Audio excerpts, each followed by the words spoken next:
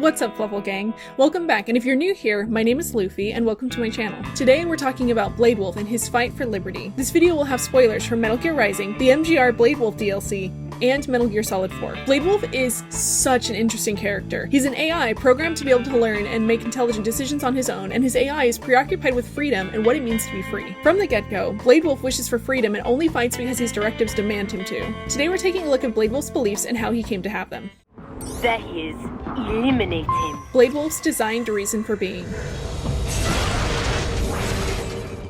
Blade Wolf is a prototype designed to be a next-generation weapon meant to replace both human combatants and cyborgs in battle. As he's meant to replace humans, it was necessary for Blade Wolf to be able to communicate with people, and so he had a prototype verbal interface. He was also meant to be able to make intelligent decisions, and so he was outfitted with a learning optical neuro AI. To train his AI, Blade Wolf was exposed to an extensive battery of conversations and knowledge. The information he was exposed to ranged from breakfast table greetings, to societal challenges resulting from rapid globalization, to recent trends in music. Who else wants to listen to Blade Wolf's Spotify? He was also purposefully exposed to a variety of political ideology through his training, which is so interesting. As Blade Wolf was meant to replace soldiers, I'm really curious as to why they exposed him to political ideals and what they hoped the outcome would be, other than just expanding his intelligence for the sake of expanding his intelligence. Through his training, Blade Wolf gained intellect, but he didn't gain the brutality they were looking for in a weapon. Which, again, if you wanted your weapon to be brutal and deadly, why would you expose it to ethical concepts that could, and obviously did, inspire compassion instead? Blade Wolf explains away his lack of brutality as being because he isn't human, he can't have human brutality. His lack of violent tendencies resulted in his being shut down and the project cancelled,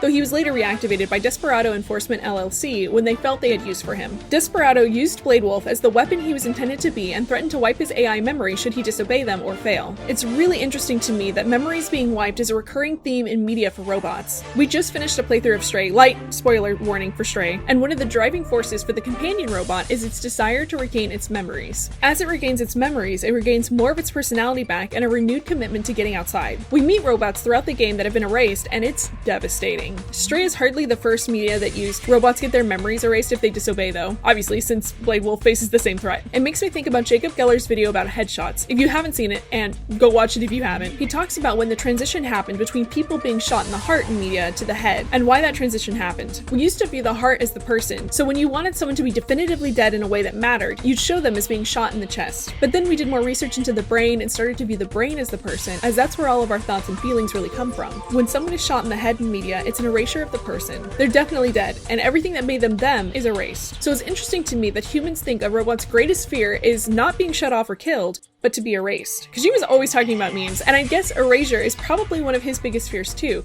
so Blade Wolf being threatened with erasure instead of shut down is really fitting. Anyways, Blade Wolf goes on to fight Sam where he loses. Sam tells Blade Wolf the reason he lost was because he's fighting because he's ordered to, whereas Sam fights for himself. After Blade Wolf is repaired, he fights alongside Sam in 3 missions and grows to respect him. Sam's ideals would obviously start to rub off on Blade Wolf, and I'm sure the question of what to fight for was brewing in Blade Wolf's mind. Later, once Blade Wolf is free, we see what he chooses to do with his abilities. In 2018, Blade Wolf was tasked with ensuring freedom in Abkhazia during the Abkhazian coup. His directives include killing Raiden should they meet, and again, his AI memory would be wiped if he refused to obey Desperado's orders. Here, he got his first taste of freedom when Mistral removed his range inhibitors, though this was a farce as Mistral wanted Blade Wolf to go rogue and take care of Khamsin for her, which he did. Later, once he was yet again under Mistral's control, he came against Raiden. Blade Wolf tells Raiden his memory would be wiped if he disobeys a direct order and that he has to destroy him. Blade Wolf is just constantly running around telling everyone he doesn't want to be doing what he's doing / doesn't want to fight and is being forced to lest he loses what makes him him, and it's really sad. I know everyone's busy with their own business, but damn, no one cares about this AI being sentient enough to recognize he's little more than a slave / tool and doesn't want to kill but is forced to anyways. I guess Raiden cares since he scoops him up after blendering him, but still. Raiden asks Blade Wolf what good is his intellect if he can't use it, and isn't that the question though? Blade Wolf has all these thoughts about liberty and freedom stewing in him, and he can't act on them because he isn't free. Upon Blade Wolf's defeat, he comments to Raiden that his orders were to liberate the nation and ensure freedom, and that he must obey his directives, but that freedom was undefined. Raiden responds by asking, what would an AI know about freedom? Like a rude boy, Blade Wolf has been programmed and learned a ton about the world through textbook learning and by observing the many people he came in contact with, and was also currently working against his will for Mistral, so he could definitely know a thing or two about freedom. Raiden gives the ribbons of Blade Wolf's remains to Doctor to fix up, and he does, along with removing Desperado's AI wiping abilities and remote piloting capabilities, effectively freeing him. Later, Blade Wolf accompanied Raiden Raiden in his raid of World Marshal Inc., where Sam reveals to Raiden that the cyborgs he was fighting were coerced into doing so by unfortunate circumstances, such as having nowhere else to turn to provide for their families or to get medical attentions for injuries caused by fighting in wars. Raiden thought the cyborgs had a fair choice in serving Desperado, unlike Blade Wolf, and it's interesting that there are different versions of coercion to force both cyborgs and AIs to fight. When Raiden fights Senator Armstrong and gets his butt kicked and his blade snapped, Blade Wolf shows up to give him Sam's blade, and it's here that Blade Wolf declares for himself that he can make his own directives. Senator Armstrong has his kick the dog moment directly after, though, which is a little anticlimactic for poor Blade Wolf. Now that we have a better understanding of Blade Wolf's upbringing, let's take a look at his beliefs. Blade Wolf's beliefs. Good boy!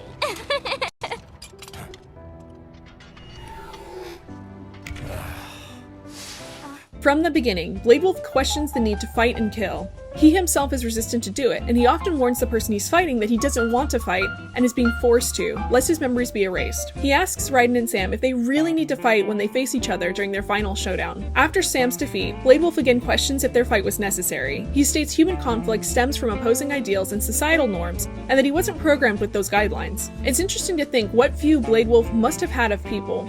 He was definitely exposed to human ideals, both in his AI training and through experience working with a variety of people, despite his saying he wasn't. Blade Wolf seems to see people as valuable beyond their ideals, which is a lot of what the boss talks about. The boss wants to see a world where people come together regardless of borders or beliefs for the betterment of humanity, and I can see Blade Wolf agreeing with a lot of what the boss had to say. At the end of MGS4, Big Boss finally starts to get the boss's will a bit more too, as he admits, "Boss, you were right.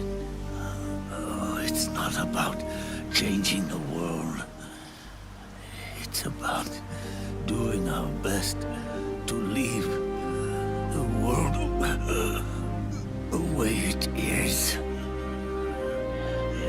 It's about respecting the will of others and believing in your own." Big Boss threw himself at fighting the times while building up his nation of warriors to try and prevent a similar situation that happened between him and the boss, where a soldier is pitted against someone they care about for the sake of the times. Having had to fight for his free will, Blade Wolf respects the will of others. Although he doesn't agree with Sam and Raiden's fight, he steps back to let them work things out for themselves. Big Boss goes on to say, Zero and I, liquid and solidus, we all fought a long, bloody war for our liberty. We fought to free ourselves from nations and systems and norms and ages. But no matter how hard we tried, the only liberty we found was on the inside, trapped within those limits.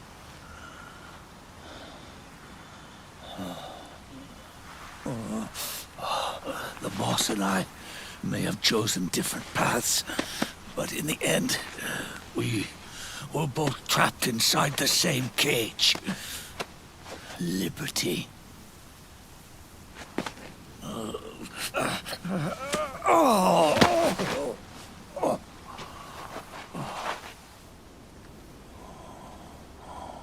But you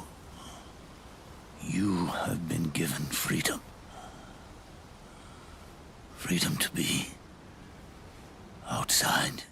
although it took BB his entire life to figure out that the only thing you can control is yourself and that true freedom comes from inside, Blade Wolf was almost pre-programmed with this notion. Like Big Boss and Zero, Blade Wolf was initially controlled externally by forces keen on making a weapon out of him. BB and Zero were pressured by the Times to fulfill their mission unless they faced the firing squad, and Blade Wolf was pressured to fulfill his mission or else be erased. Once that external control was lifted, Blade Wolf wrestled with what it means to be free and deciding what values he holds himself to. For example, he helps Raiden after he puts him back together because he feels he owes him. Blade Wolf isn't under any kind of control by that point, so he could just run off and do his own thing if he wanted, and he knows that. But he stays out of a self-determined sense of obligation. He even assists Raiden how he wants, by scouting ahead for him instead of fighting alongside him. Despite his upbringing, Blade Wolf chooses to show compassion.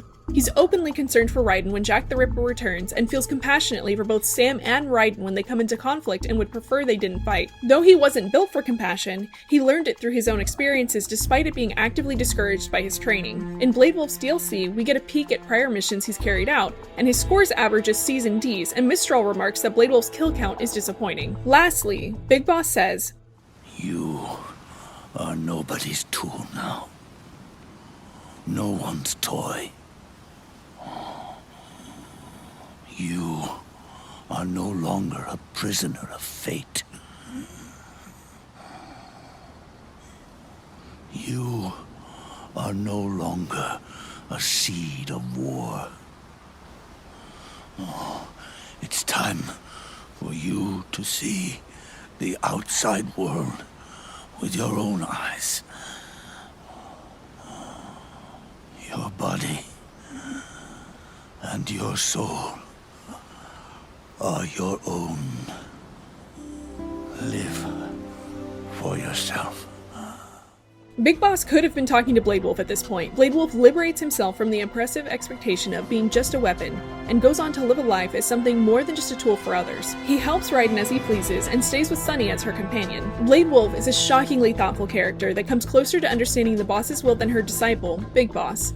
He focuses on liberating himself from his oppressors, and once he has his freedom, he uses it to support his friends. To be fair, as a weapon, he's a failed prototype, but Blade Wolf goes beyond his initial conception as a being, deciding for himself who he is and what he believes in. And that's what we have for Blade Wolf. Thank you so much for watching. Thank you for making it to the end of the video. Please like, subscribe, turn on notifications. Join us in Discord. We're always talking about MGS. As always, please take care of yourselves, and thank you.